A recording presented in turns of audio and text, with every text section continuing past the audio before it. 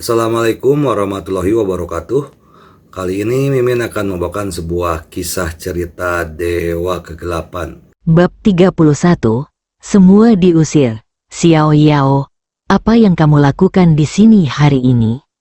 Li Boli menelepon saya kemarin dan mengatakan bahwa Li Ruoxi akan kembali hari ini untuk mengaktifkan kontrak, jadi saya datang. Sayang, pergilah dan pelajari aktivasi kontraknya.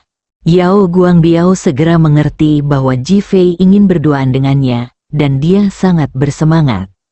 Sekretaris saya dan yang lainnya ada di luar. Jika Anda punya permintaan, suruh saja mereka untuk menurutinya. Yao Guangbiao sekarang tahu betul bahwa jika Li Ruoxi bahagia, kakak tertuanya akan bahagia, dan dia akan memiliki kehidupan yang baik, jadi dia tidak ragu-ragu. Li Ruoxi tidak terlalu memikirkannya. Dia sangat senang ketika mendengar bahwa kontraknya bisa dimulai. Ikuti saja kontraknya. Saya akan membahas detailnya sekarang. Setelah mengatakan itu, dia berbalik dan membuka pintu. Di luar pintu, Li Guoqiang dan yang lainnya penuh dengan rasa ingin tahu dan gosip, dan masih menantikan sedikit konflik. Semua orang terkejut saat melihat Li Ruoxi. Yao Guangbiao berteriak kepada sekretaris di depan pintu, "Anda pergi dan temani Li Ruoxi untuk membahas masalah spesifik startup. Apapun yang diminta Li Ruoxi, Anda harus melakukannya." "Oke, Direktur Yao," sekretaris itu setuju, memandang Li Ruoxi dengan senyuman di wajahnya, menunggu pengaturan. Li Guoqiang dan yang lainnya benar-benar tercengang. Sekarang bahkan orang bodoh pun tahu bahwa Li Ruoxi bukanlah simpanan Yao Guangbiao. Ledakan, Yao Guangbiao menutup pintu, menoleh ke arah Ji Fei, dan berdiri tegak. "Tuan Ji, tolong buat pengaturannya."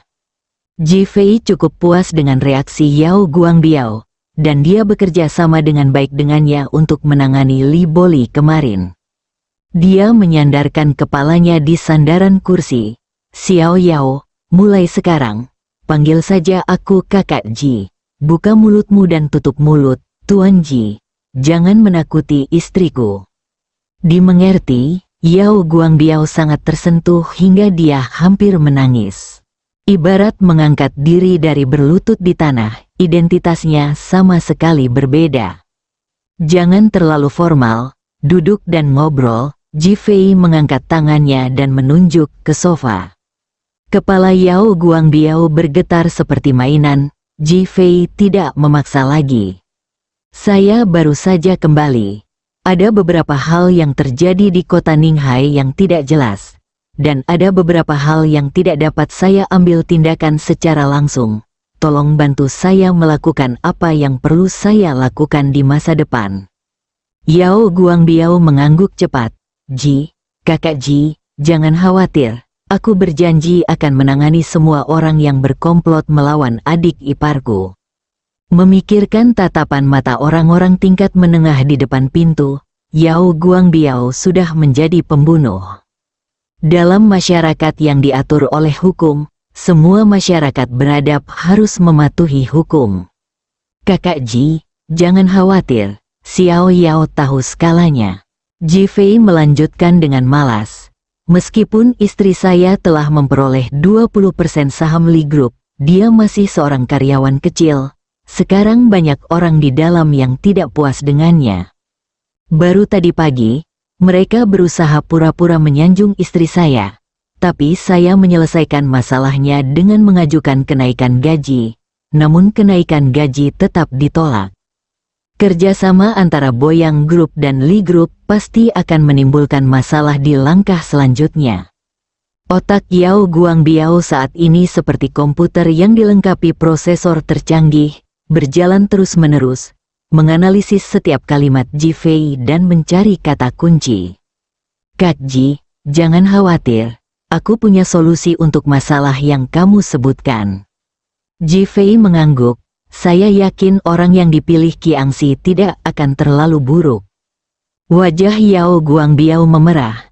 Kakak Qiang, yang di matanya sendiri tampak seperti dewa, seperti seorang Qiangxi di depan Kakak Ji.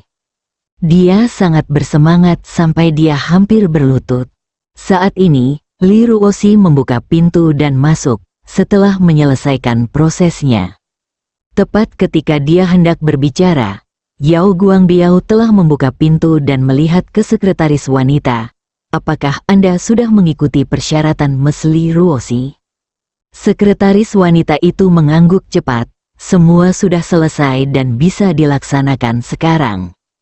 Yao Guangbiao menegakkan punggungnya, menghapus kesopanan di depan Ji Fei, dan memandang Li Guoqiang. Kedua perusahaan kami bekerja sama, dan Anda terlalu tidak menghormati kami. Li Guoqiang baru saja mendengar bahwa ini bisa dimulai, dan dia sangat gembira. Ketika dia mendengar tuduhan Yao Guangbiao, dia tercengang. Dokter Yao, apa yang Anda katakan? Kami sangat menghormatinya. Karena Anda menghormati saya, bukan Anda, ketua, yang bertanggung jawab. Tapi setidaknya wakil ketua harus memimpin, bukan? Li Guoqiang tertegun dan berkata dengan cepat, kalau begitu saya akan membiarkan manajer umum Li Boli mengambil alih. Apakah kamu lupa apa yang diatur dalam kontrak ini? Li Guoqiang gemetar, dan ketika dia melihat Li Ruoxi di belakang Yao Guangbiao, dia langsung mengerti. Meskipun dia sangat marah dan tidak mau menyerah, dia tetap memandang yang lain. Saya telah memutuskan untuk membiarkan Li Ruoxi menjabat sebagai wakil ketua dari grup Li dan bertanggung jawab penuh untuk bekerja sama dengan grup Boyang. Orang tua itu setuju, namun pihak lain menambahkan batasan yaitu kerjasama dengan Boyang Group.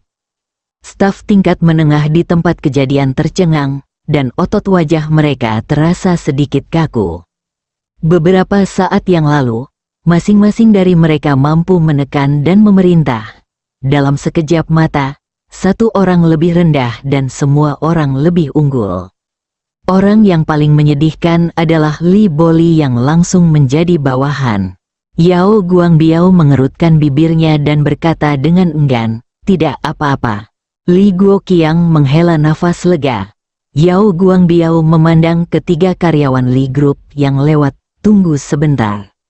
Ketiga orang itu tercengang. Li Ruoxi akan menjabat sebagai wakil ketua perusahaan Anda. Apakah Anda setuju?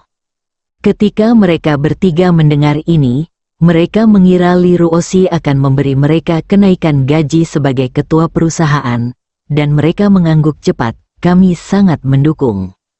Yao Guangbiao memandang orang-orang yang masih tidak yakin dan berkata, apakah kamu mendengar itu? Ini adalah opini publik. Li Guoqiang dan Li Boli merasa tidak puas, tetapi mereka tetap mengangguk, dimengerti, ini opini publik. Yao Guangbiao memandang ketiga karyawan tersebut, Li Ruoxi adalah wakil ketua. Akan sulit untuk meningkatkan kebijakan kesejahteraan bagi karyawan. Setelah selesai berbicara, dia melihat ke para pemimpin tingkat menengah. Ketiga karyawan tersebut langsung paham bahwa kebetulan ada karyawan lain yang lewat, dan dalam sekejap belasan orang berkumpul. Mereka saling memandang, dan salah satu dari mereka berdiri dan berkata, manajer Departemen Sumber Daya Manusia mengatur kerabat di perusahaan, dan dia tidak bekerja setiap hari untuk mendapatkan bayaran. Kamu berbicara omong kosong, manajer SDM tiba-tiba berteriak dengan gugup. Karyawan lain berdiri dan berkata, manajer penjualan menerima suap selama proses penjualan. Manajer unit bisnis menerima aturan yang tidak terucapkan. Manajer Departemen Keamanan sengaja mempersulit karyawan dan menerima suap. Satu orang memulai dan merespons secara instan. Lapisan tengah pemandangan itu seperti bawang bombay yang sudah dikupas, mundur selapis demi selapis. Wajahnya hitam karena marah dan tinjunya terkepal. Tetapi dia tidak berani membantah. Karena jawaban manajer SDM akan membuka lebih banyak pengungkapan. Kebisingan di sini dengan cepat mengingatkan karyawan lain. Ketika mereka mendengar bahwa Li Ruoxi adalah wakil ketua, para manajer tingkat menengah ini tidak mendukung pekerjaan tersebut. Ketika mereka memikirkan kenaikan gaji, mereka segera mulai bersuara. Li Guoqiang dan putranya tercengang. Grup Li saat ini tidak lagi berada di bawah kendali mereka. Memikirkan untuk membiarkan para karyawan ini menyambut Li Ruoxi di depan pintu seperti menembak kaki sendiri, dan dia merasa menyesal. Diusir, semua dikeluarkan. Bab 32 Sepatu Robek. Direktur Li, kami, semua pemimpin tingkat menengah memiliki wajah berwarna hati babi dan mata memohon. Bertahun-tahun memanjakan diri telah lama membuat mereka tidak memiliki semangat juang, dan mereka semua berusaha mengubah kekuasaan di tangan mereka menjadi uang dan keindahan.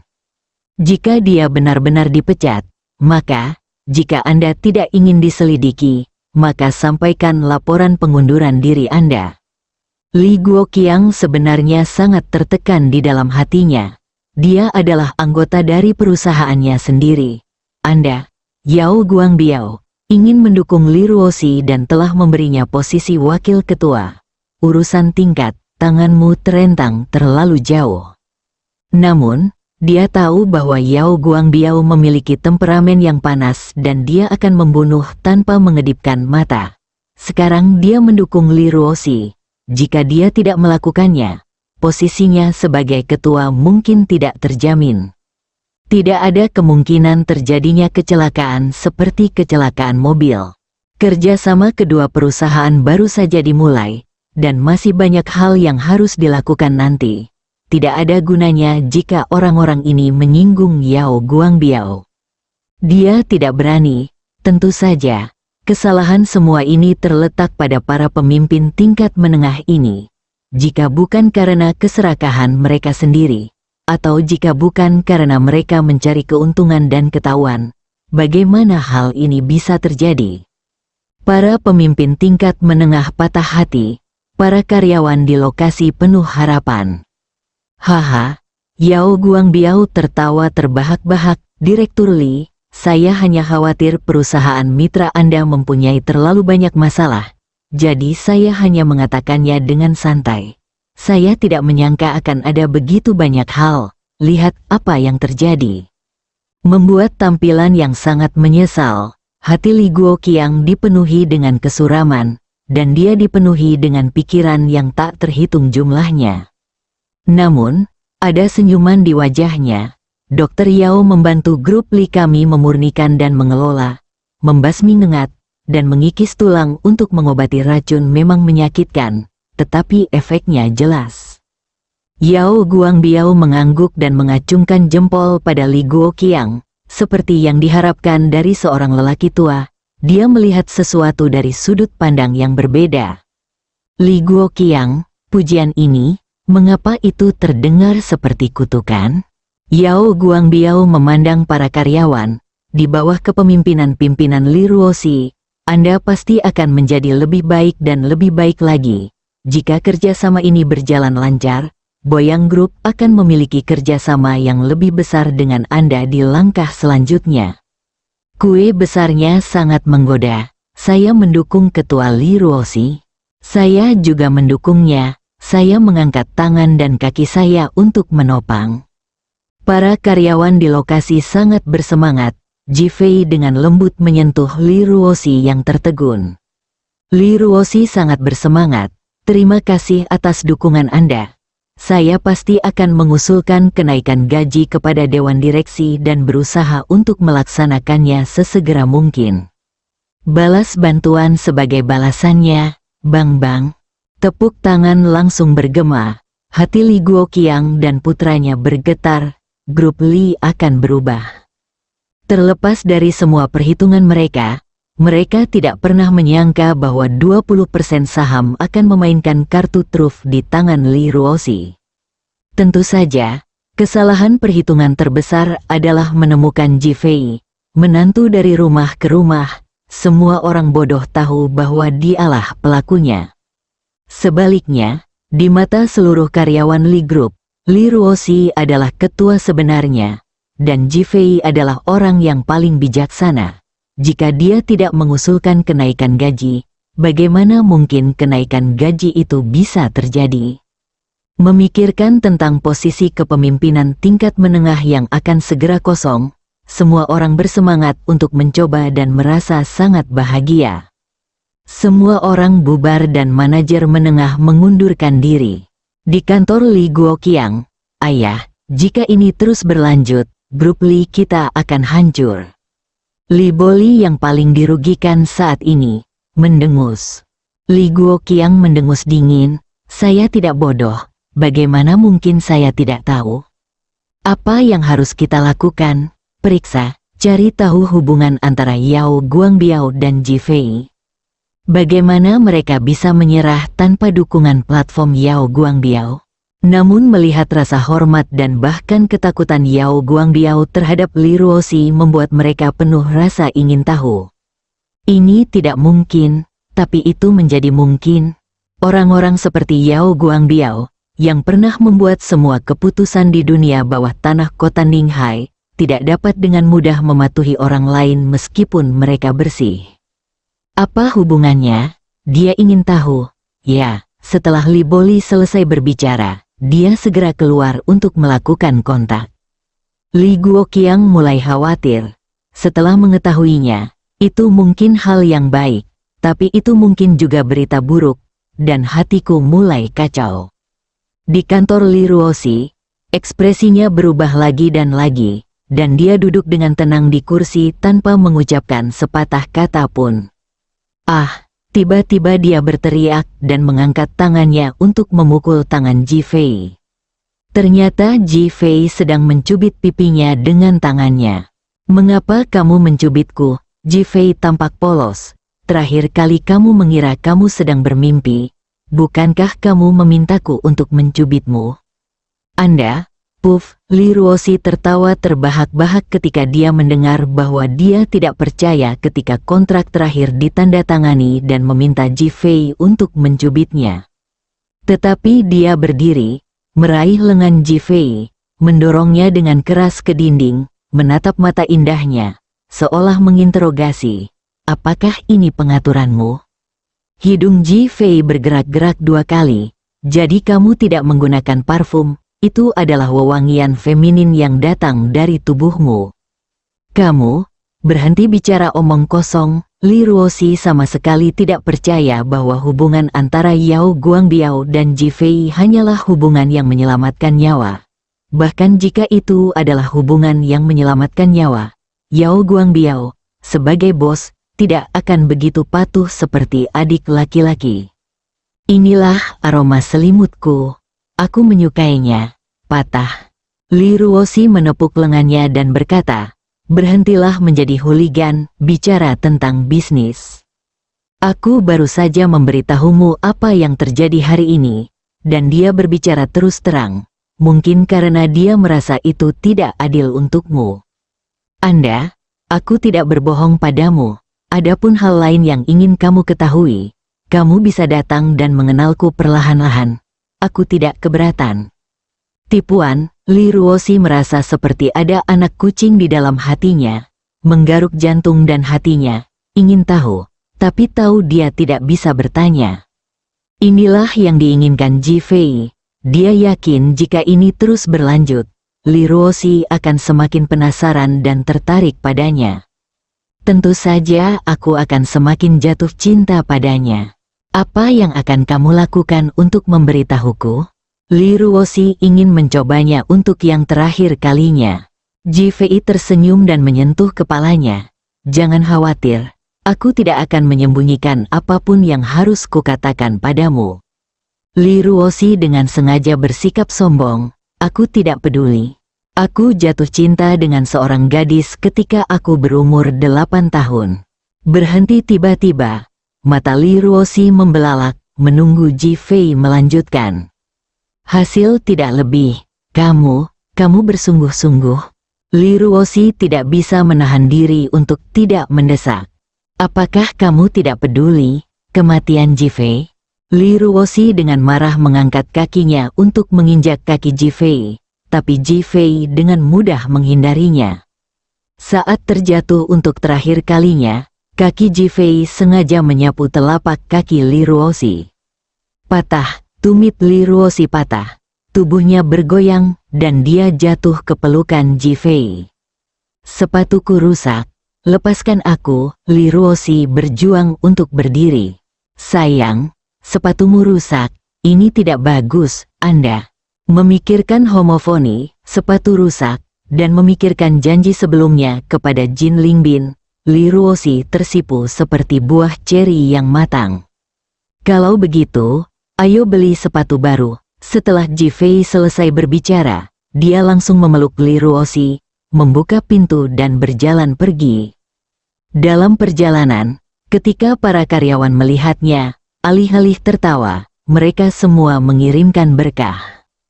Li Ruoxi merasakan kehangatan dalam pelukan Ji Fei untuk pertama kalinya. Bab 33 bersaing untuk melihat siapa yang memiliki lebih banyak uang. Mengapa kamu membawaku ke sini? Li Ruoxi didukung oleh Ji Fei dan berjalan ke lapangan Ninghai. Ini adalah pusat perbelanjaan terbesar di kota Ninghai, dan juga merupakan pusat perbelanjaan termewah di kota Ninghai. Selama Anda mampu membelinya, Anda bisa membeli apapun yang Anda inginkan, bahkan barang mewah edisi terbatas. Oleh karena itu, banyak orang dari kota terdekat datang ke sini untuk berbelanja. Ninghai Square benar-benar merupakan gua penjualan emas. Namun, tidak ada yang tahu siapa bos sebenarnya, apalagi mengapa ia memiliki kekuatan yang begitu besar. Bagi wanita dari keluarga seperti Li Ruoxi, banyak orang yang belum pernah masuk, alasannya sangat sederhana. Harga sebuah pakaian mungkin lebih mahal dari yang bisa Anda peroleh seumur hidup. Dia belum pernah ke sini sebelumnya, jadi dia dibawa oleh Ji Fei dan sangat gugup. Sayang, aku membawamu ke sini. Aku pasti tidak akan membeli mobil, kan? Goda Ji Fei. Oh, suamiku, lihat wanita kampung itu. Dia bahkan tidak bisa berjalan setelah masuk ke sini. Dan dia ingin membeli mobil. Kurasa belum pasti apakah mereka akan mampu membeli mobil roda 4 seumur hidup mereka. Seorang wanita berpakaian genit, memegang lengan seorang pria paruh baya berjas dan sepatu kulit, melewati Ji Fei dan Li Ruoxi dan berkata dengan sinis. Li Ruoxi terkejut, lalu tersipu malu. Melihat Ji Fei, kemarahan muncul di matanya, dan dia dengan cepat memeluk lengannya. Ayo pergi. Dia tahu Ji Fei kaya, tapi dia tidak ingin menghabiskan terlalu banyak uang Ji Fei. Hati Ji Fei sakit saat melihat ekspresi gugup Li Ruoxi. Ayo pergi. Setelah mengatakan itu, dia menjemput Li Ruoxi dan langsung pergi ke toko sepatu terkenal. Dia mendudukkan Li Ruoxi di kursi dan melihat ke petugas wanita. Ayo, pilih sepasang sepatu yang cocok untuk istriku. Ini adalah pertama kalinya dia berbelanja dengan Li Ruoxi. Meskipun Ji Fei tidak berpengalaman, dia sama sekali tidak bisa membiarkan Li Ruoxi dipandang remeh. Ejekan wanita memikat tadi membuatnya sangat marah. Dia ingin mematahkan konsep mahal Li Ruoxi terlebih dahulu. Petugas wanita itu maju ke depan dan bertanya dengan sangat sopan, "Tuan, sepatu jenis apa yang disukai wanita ini? Berapa ukurannya?" Ji Fei, aku tidak mau membelinya, kembalilah dan perbaiki saja. Ini juga pertama kalinya Ji Fei membelikan sepatu untuk seorang wanita. Dia tidak memiliki pengalaman sama sekali. Saat dia melihat sandal kristal putih di kaki model di depan pintu, warnanya putih dan tanpa cacat, tampak mulia dan anggun. Bawakan itu pada istriku untuk dicoba. Ketika petugas wanita mendengar ini, matanya tiba-tiba bersinar karena terkejut. Li Ruoxi melihat sekeliling dan sangat tertarik dengan desain sempurna dan bentuk sepatu yang indah, dan matanya bersinar. Pada saat ini, wanita yang baru saja meremehkan Ji Fei dan Li Ruoxi berjalan masuk sambil memegang lengan pria itu. Leher wanita itu terangkat, dan sudut mulutnya terlihat angkuh. Pria itu tampak sangat berani dengan cincin tebal di jarinya. Setelah masuk, hal pertama yang dilihat wanita menawan itu adalah Li Ruoxi yang duduk di kursi. dengan tumit sepatu kanannya putus. Asisten toko wanita baru saja melepas sepatu dari kaki sang model dan berjalan menuju Li Ruoxi. Wanita menawan itu melambai kepada petugas wanita, "Bawakan sepatu ini untukku." Petugas wanita itu tertegun dan menatap Ji Fei. "Aku sudah menginginkan sepatu ini." Ji Fei sama sekali tidak menyukainya, jadi tentu saja dia tidak sopan sama sekali. "Kamu menginginkannya?" Wanita menawan itu melepaskan diri dari lengan pria itu, berjalan ke arah petugas wanita, dan mengambil alih sepatu itu. "Aku ingin sepatu ini." Setelah mengatakan itu, dia mengambilnya dan menggoyangkannya ke arah Li Ruoxi. Petugas wanita itu sedikit malu pada awalnya, tetapi ketika matanya tertuju pada sepatu Li Ruoxi, itu adalah sepasang sandal tidak bermerek dengan sedikit keausan di bagian dalam. Wajahnya berubah seketika. Dia hanya terkejut dengan kesombongan Ji Fei, tapi sekarang dia menyadari, siapa yang mampu membeli sepatu, mereka jelas merupakan dua pecundang yang malang. Bagi orang-orang seperti mereka yang selalu suka menjilat muka untuk melayani pelanggan yang murah hati, mereka bisa langsung membedakan antara tinggi dan rendah. "Kamu bisa membeli sepatu ini," ucapnya langsung pada wanita menawan itu. Ji Fei langsung mengernyit. "Apa yang terjadi? Istriku sudah menyukainya, dan aku bilang aku ingin membelinya. Mengapa kamu menjualnya padanya?" Pertama kali Ji Fei memilih sepatu untuk istrinya, dia hendak dirampok, namun dirampok oleh seseorang yang meremehkan dan mengejeknya. Wanita menawan itu terkekeh, dengan raut wajah angkuh, "Kalau aku membeli sesuatu, aku selalu membelinya kalau menurutku bagus. Aku tidak pernah mencobanya, apalagi harganya. Kalau aku suka, itu milikku." Ji Fei berdiri tegak dan berkata, "Apa yang terjadi padamu tidak ada hubungannya denganku. Tapi kamu harus memperhatikan first come, first serve, kan?" "Hehe," wanita itu tersenyum cerah. "Apakah kamu buta huruf? Analisalah arti dari kata, siapa yang pertama. Yang pertama dilayani." Setelah mengatakan itu, dia mengambil sepatu itu dan menggoyangkannya ke udara. "Bukankah tepat kalau aku mendapatkannya nanti?" Beralih ke petugas, "Kemasi, tidak perlu dicoba. Hanya orang miskin yang tidak mampu membelinya. Cobalah dan rasakan kehebatannya. Entah berapa banyak bakteri yang tersisa di dalamnya. Hanya saja sepasang sepatu. Buang jika tidak muat." Ji Fei sangat marah pada wanita ini. "Aku membeli sepatu ini." Wanita itu tersenyum menghina dan berkata, "Tanyakan kepada petugas apakah akan menjualnya kepada Anda atau kepada saya." Setelah mengatakan itu, dia melihat ke petugas dan berkata, "Apakah kamu tidak mengemasnya? Kamu bisa menjualnya kepadanya. Saya tidak keberatan." Tersenyum di seluruh wajah, tidak berbahaya bagi manusia dan hewan. Namun petugas wanita itu mengambil sepatu yang dibungkus itu dan memandang ke arah wanita menawan itu. "Pria ini baru saja mengatakan ingin mencobanya. Jika Anda ingin membelinya sekarang, tentu saya akan menjualnya kepada Anda. Sedangkan bagi mereka, pilih yang lain." Wajah Ji Fei muram. "Gadis kecil, apakah kamu terlalu kuat? Apakah ini caramu memperlakukan tamumu?" Petugas wanita juga marah dengan pertanyaan Ji Fei. "Tuan, harap lebih berhati-hati saat berbicara. Pelanggannya juga berbeda. Misalnya, Anda cocok untuk toko pinggir jalan, tetapi wanita terhormat ini cocok untuk pusat perbelanjaan mulia kita." Ji Fei, berhenti bicara. "Ayo pergi." Li Ruoxi sangat malu hingga dia ingin merangkak ke celah di tanah. Wanita penjaga toko itu semakin bersemangat.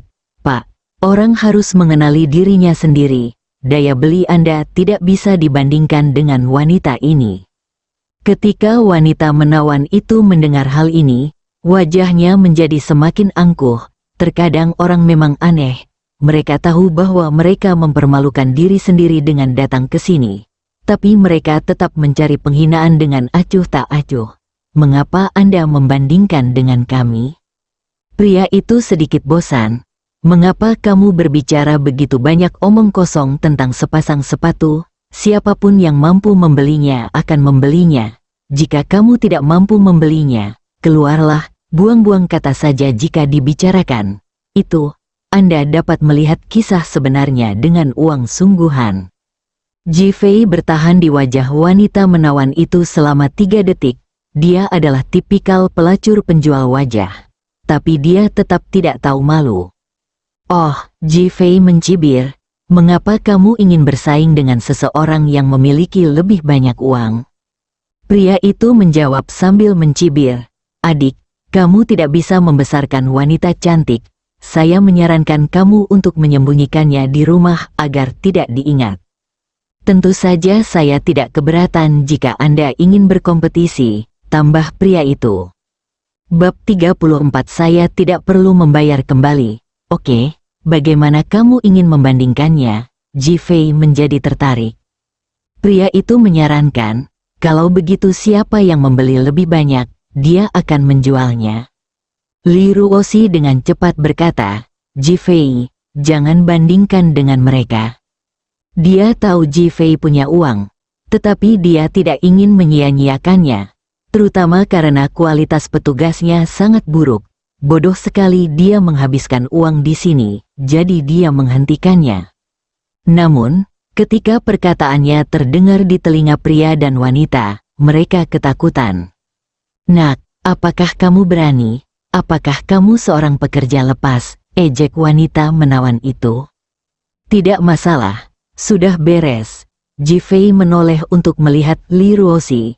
Selama itu adalah sesuatu yang kamu suka. Tidak peduli berapa biayanya, tidak peduli betapa sulitnya, aku akan membelikannya untukmu. Li Ruoxi, dia merasa linglung untuk beberapa saat. Oh, wanita yang memikat itu tertawa mengejek. Apa yang Anda katakan cukup emosional. Tahukah Anda bahwa pasangan miskin sedang mengalami kemunduran? Wanita glamor itu berpikir untuk menjadi simpanan hanya untuk keluar dari kemiskinan. Di matanya, cinta apapun tidak bermanfaat seperti uang, jadi dia berperilaku sangat kuat. Tapi dia sangat terstimulasi oleh kata-kata Ji Fei, seolah-olah dia telah ditampar wajahnya. Pria itu memandang Ji Fei, anak muda, kamu memang seorang kekasih, tapi biar ku beritahu, di dunia ini, selama kamu punya uang, ada banyak jenis wanita, dan mereka bisa melakukan apapun yang kamu mau, mengerjakan. Setelah mengatakan itu, dia memeluk wanita menawan itu, tak perlu dikatakan lagi. Ketika petugas wanita melihat kesombongan pria itu, matanya dipenuhi bintang-bintang kecil. Wanita menawan itu memandang ke arah petugas wanita dan langsung merasa tidak senang. Apakah kamu benar-benar ingin berkompetisi sekarang? Tidak bisakah kamu melihat siapa yang kaya? Petugas wanita itu dengan cepat melihat ke arah Ji Fei dan berkata, berhenti berkompetisi, cepat pergi, kamu tidak mampu membeli barang-barang yang kami miliki di sini, dan kamu tidak diterima di toko. Ji Fei mencibir, saya ingin semua sepatu di toko, termasuk sepatu di kedua kakinya. Saya juga membelinya. Dan kemudian mereka memberikan 2 pasang sepatu rusak kepada saya. Li Ruoxi tanpa sadar memegang Ji Fei, atau dia masih ingin membelinya. Menghabiskan begitu banyak uang, sayang sekali. Ji Fei, jangan impulsif, tahukah kamu berapa biaya untuk membeli semuanya? Pria itu juga marah mendengar perkataan Ji Fei dan mengangguk sambil tersenyum. Oke, bagus sekali. Ini pertama kalinya aku melihat orang yang begitu heroik. Ayo, jika kamu mampu membelinya, sepatu kami akan diberikan kepadamu gratis. Wanita menawan itu maju selangkah dan berkata, jika Anda mampu membelinya, saya akan berteriak 3 kali di depan pintu toko bahwa sepatu saya rusak. Petugas wanita itu menggelengkan kepalanya dengan mengejek, mengatakan bahwa orang miskin memiliki reputasi yang baik. Dan kali ini mereka akhirnya melihatnya. Namun, dia tidak percaya bahwa Ji Fei benar-benar memiliki uang sebanyak itu. jumlah total pakaian yang dia dan Li Ruoxi miliki harganya kurang dari 1.000 yuan. Diaoxi pasti terlihat seperti Diaoxi. Kenapa kita harus berpura-pura kaya di sini? Bos toko kita datang hari ini dan kebetulan memberi saya tagihan. Semua produk berjumlah 5,28 juta. Saya tidak mau ada kembalian, beri saya 5,2 juta saja.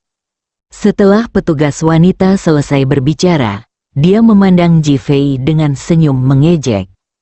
Li Ruoxi mendecakkan lidahnya ketika dia mendengarnya dan melihat sekeliling, harganya lebih dari 5 juta. Ji Fei, kami tidak membelinya. Ji Fei menepuk tangan Li Ruoxi dengan lembut dan menatap petugas wanita. Bawa mesin pos ke sini. Wanita dan pria menawan itu tercengang. Apakah mereka benar-benar ingin membelinya? Apakah dia benar-benar punya uang untuk membayarnya? Ji Fei mengeluarkan kartu gelap dari saku celana jeansnya dan menyerahkannya kepada petugas. Geser, kata sandinya 6-8. Petugas itu tertegun sejenak, lalu tertawa terbahak-bahak. Pak, kalau tidak punya uang untuk membelinya, jangan ganggu urusan kami di sini. Sudah lama Anda membuat onar dan mengeluarkan kartu seperti ini untuk membayarnya. Apakah kamu bodoh atau aku bodoh? Petugas wanita itu menjabat kartu di tangannya dan tertawa. Pria yang selama ini sombong itu mengubah ekspresinya saat melihat kartu tersebut. Tiba-tiba, penjual di toko tersebut bercerita tentang kartu hitam edisi terbatas untuk pembeli mobil. Tunjukkan padaku kartunya. Pria itu mengambilnya dan hanya melihatnya sekilas. Ekspresinya tiba-tiba berubah drastis, seperti sedang memegang kentang panas.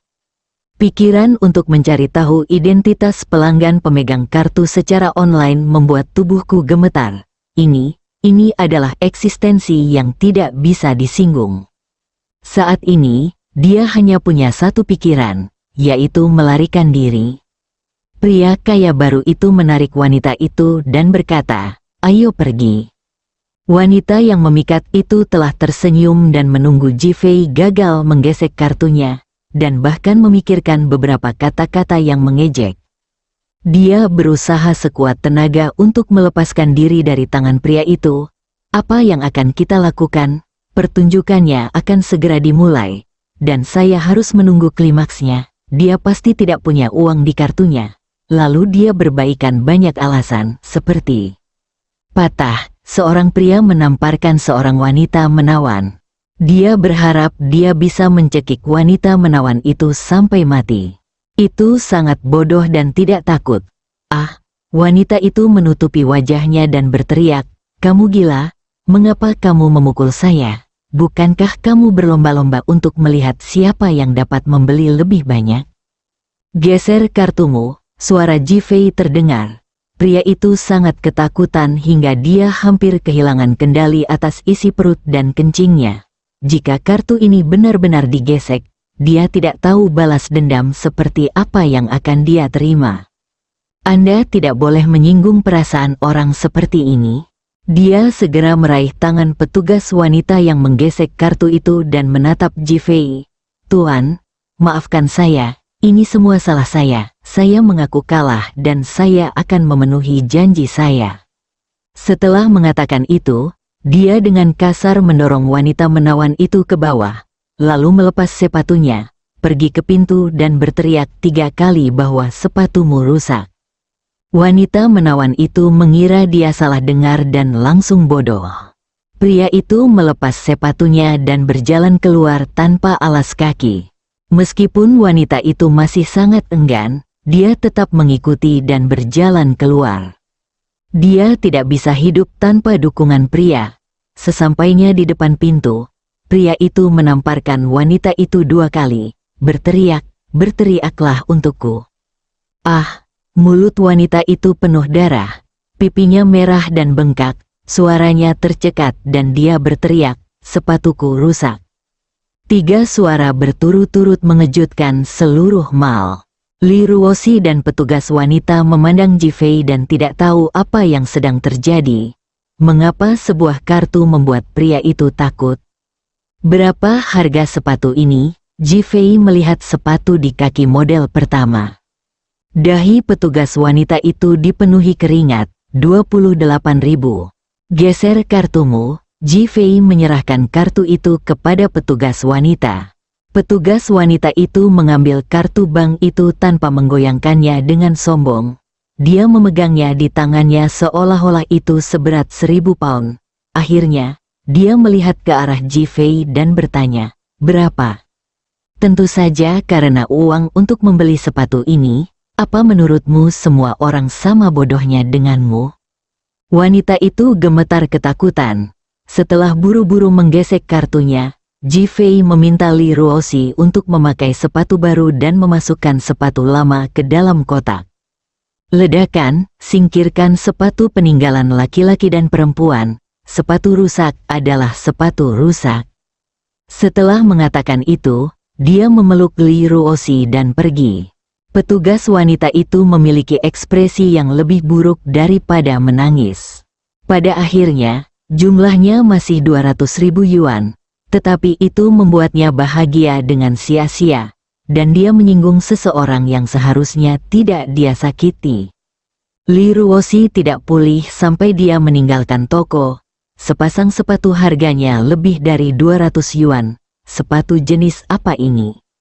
Memikirkan tentang mobil yang dia tumpangi sekarang dan biaya pengobatan puluhan juta, dia tiba-tiba ingin menangis. "Saya tidak mampu membelinya, sayang. Sudah waktunya kita membeli pakaian."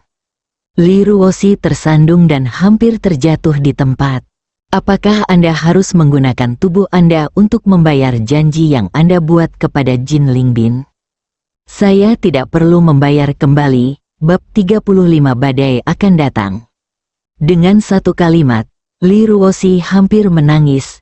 Cinta yang tak terbatas. Li Ruoxi merasakannya secara mendalam. Dia ingin mandiri dan ingin menolak, tetapi ketika dihadapkan dengan sikap Ji-Fei yang sedikit mendominasi, dia tidak bisa tidak menikmatinya. Apalagi jika mengingat fakta bahwa saya rela mengeluarkan uang 5,2 juta untuk membeli semua sepatu itu hanya untuk diri saya sendiri. Bukankah homofon 520 artinya aku mencintaimu, penuh kebahagiaan? Li Ruoxi masih tidak punya hak untuk menolak pembelian pakaian berikutnya. Untungnya, dia tidak bertemu orang seperti wanita menawan itu lagi. Mereka berdua selesai berbelanja pakaian dan kembali ke mobil. Saat mereka hendak pergi, ponsel Ji-Fei berdering. Setelah tersambung, ada telepon dari toko BMW 4S yang memberitahukan bahwa plat nomornya telah tiba. Keduanya tidak memiliki urusan mendesak lainnya saat ini, jadi mereka pergi ke toko BMW 4S. Saat ini, jeritan perempuan terdengar dari waktu ke waktu di kantor manajer toko BMW 4S, yang membuat takut penjual di luar dan bersembunyi jauh. Jin Feng, manajer toko BMW, memukuli wanitanya. "Nama wanita ini adalah Ai Meng. Saya tidak tahu apakah dia adalah simpanan Jin Feng, tapi wanita ini paling sering muncul di toko. Dulu, Ai Meng selalu suka memerintah dan membentak semua orang setiap kali dia datang ke toko." Jin Feng menutup mata terhadap hal ini, dan terkadang bahkan membantu siapapun yang membuatnya marah untuk melampiaskan amarahnya. Pernah ada seorang klien yang kakinya dipatahkan oleh Jin Feng dan diusir hanya karena menatap Ai Meng 2 kali. Bisa dibilang dia adalah wanita yang cintanya ibarat harta karun. Namun, saya tidak tahu dari sisi mana matahari terbit hari ini, tetapi ketika saya kembali, saya mulai memukuli Ai Meng dengan keras. 10 menit kemudian, Jin Feng pergi dengan marah. Ai Meng terisak-isak di dalam kamar. Jin Feng adalah pria yang ditemui Ji-Fei saat membeli sepatu di Ninghai Plaza. Dia sangat marah dengan penampilan Ai Meng hari ini, menyinggung musuh yang kaya dan berkuasa tanpa alasan, yang membuatnya sangat marah. Saat ini, Ji-Fei pergi ke toko BMW 4S begitu mobil berhenti. Penjual wanita itu datang dan berkata, "Halo, Kakak Ji, saya punya plat nomornya untuk Anda. Ini adalah pelanggan pertamanya dalam karir penjualan mobilnya, yang menjadikannya seekor koi, dan dia dipenuhi rasa terima kasih. Ji Fei melihat nomor platnya bagus, jadi dia memilih 58, yang menunjukkan bahwa dia sangat berhati-hati. Oke, pakaikan untukku, Kakak Ji, jangan khawatir, aku akan mencari seseorang untuk memasangnya sekarang. Pramuniaga itu segera mulai bekerja. Ai Meng mendengar suara yang sangat familiar di dalam rumah, dan kemudian penampilan Ji Fei muncul di depan matanya. Memikirkan penghinaan yang dideritanya, Ai Meng menjadi gila. Dia mengambil pisau buah dari konter dan bergegas keluar dengan marah. Saat ini, dengan pakaiannya yang acak-acakan dan pipinya yang merah dan bengkak, dia tampak seperti orang yang cerewet. Kemunculannya yang tiba-tiba mengejutkan para penjual dan mereka semua lari.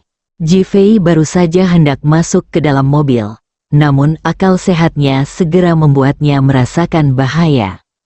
Tiba-tiba berbalik, dia melihat Ai Meng memegang pisau tajam di tangannya, menusuk ke arah dadanya. Kakak Ji, hati-hati, Ji Fei, hati-hati, Pramuniaga dan Li Ruoxi berteriak pada saat bersamaan. Ji Fei menghindar ke samping, mengubah telapak tangannya menjadi pisau, dan langsung memotongnya. Dengan sekejap, pisau buah itu jatuh ke tanah. Ai Meng menunduk untuk mengambilnya.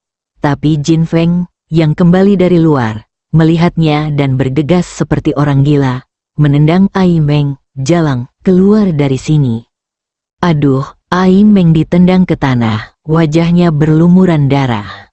Jin Feng, kamu bukan laki-laki, kamu membantu orang lain menggangguku, aku akan putus denganmu, Wu. Setelah Ai Meng selesai berbicara, dia menutupi wajahnya dan berlari keluar. Jin Feng sangat ketakutan hingga dahinya berkeringat. Dia menatap Ji Fei dan berulang kali meminta maaf. Maafkan aku. Ji Fei tidak menyangka akan terjadi kebetulan seperti itu. Saat dia melihat Jin Feng kembali dan memukuli Ai Meng dengan kasar, dia melambaikan tangannya, "Lupakan." Penjual wanita sudah memasang plat nomornya, dan Ji Fei langsung pergi. Jin Feng mengangkat tangannya untuk menyeka keringat di dahinya. Diam-diam senang karena dia memang tidak salah mengakui kartu hitam hari ini. Adapun Ai Meng, dia tidak ingin mencarinya lagi. Ai Meng dipukuli dengan sangat parah sehingga dia lari ke rumah sakit rakyat Ninghai. Ji Fei sama sekali tidak memperhatikan hal-hal ini. Keluarga Li di kota Wanghai, Li Boli bergegas ke ruang tamu. Li Guoqiang memandang Li Boli dengan wajah dicat di depannya, dan merasa sedih saat memikirkan apa yang terjadi. "Bagaimana kabarmu? Apakah kamu mengetahuinya?" Senyuman yang lebih jelek daripada menangis muncul di wajah Li Boli. "Ketemu, dia pernah menyelamatkan nyawa Yao Guangbiao ketika dia menjadi penjaga keamanan. Jadi Yao Guangbiao ingin membalas budi." "Hanya itu yang penting?" Li Boli mengangguk. "Ya, ini adalah berita yang saya beli dari anak buah Yao Guangbiao dengan uang." Mendengus, hanya karena ini, Ji Fei Niu akan terbang ke langit. "Ayah, bantuan itu seperti pisau yang semakin tipis saat digunakan. Kurasa Ji Fei sudah menggunakannya kali ini." Li Boli kini menjadi korban terbesar, jadi dia ingin melawan. Li Guoqiang menghela nafas panjang. "Pertama-tama kamu pergi ke rumah sakit untuk menyelesaikan masalah antara Fu Feng dan Guo Jiajia, dan kemudian berkonsentrasi untuk menangani Li Ruoxi. Ayah, kamu harus berpikir jika Guo Jiajia memberikan seluruh ginjalnya kepada Li Fu Feng, dia pasti akan mati. Anakmu atau istrimu lebih penting, putuskan sendiri." Cahaya dingin melintas di mata Li Boli. "Ayah, saya mengerti, jangan khawatir, saya akan mengurusnya. Adapun masalah Li Ruoxi, saya tidak akan membiarkannya pergi. Kalau begitu pergi, jangan sampai urusan tingkat menengah perusahaan terulang lagi kali ini. Bukan hanya memalukan, tapi juga membuat kita pasif dan tidak manusiawi. Hati Li Guoqiang sakit saat memikirkan kenaikan gaji. Jangan khawatir, saya akan melakukan pekerjaan dengan baik kali ini. Li Guoqiang mengangguk, lanjutkan saja. Orang-orang seperti Yao Guangbiao hanya memiliki kepentingan di mata mereka. Anugerah penyelamat hidup Ji Fei untuknya hilang mulai saat ini. Tidak mudah berurusan dengan pria dengan pikiran sederhana dan anggota tubuh yang berkembang dengan baik. Li Guoqiang merasa dirugikan dengan Ji Fei, menantu pilihannya. Apalagi kontraknya ditipu, sehingga ia hanya bisa mencabut giginya dan menelannya di perutnya. Kali ini, saya ingin mencegah rencana yang dilancarkan oleh Li Ruoxi agar tidak dilaksanakan sesuai jadwal. Saya akan melihat bagaimana Li Ruoxi akan menjelaskannya kepada Yao Guangbiao. Jika Yao Guangbiao marah, akan aneh jika dia tidak membunuh dua pelacur. Li Guoqiang mengangguk dan tidak berkata apa-apa lagi. Kantor pimpinan grup Boyang, Yao Guangbiao baru saja menelepon saudara Qiang dan memberitahunya bahwa Ji Fei mengenalinya sebagai adik laki-lakinya. Alih-alih marah, saudara Qiang malah memberi selamat kepadanya dan menyuruhnya melakukan pekerjaan dengan baik. Yao Guangbiao sangat bersemangat dan bahkan lebih bertekad.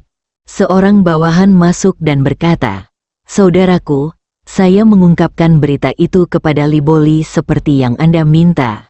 Dia merasa seperti telah menemukan harta karun." Mendengus, Yao Guangbiao mendengus dingin. Li Guoqiang dan putranya sebaiknya tidak melakukan sesuatu yang berlebihan lagi, kalau tidak mereka akan menyesalinya.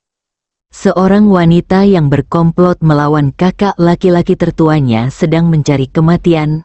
Kakak bijaksana, Yao Guangbiao melambaikan tangannya. "Mulai sekarang, jangan panggil aku kakak." Bawahannya tercengang. Kakak laki-laki yang sebenarnya telah kembali. Naga itu bersembunyi di jurang yang dalam, dan badai akan datang. Bersambung.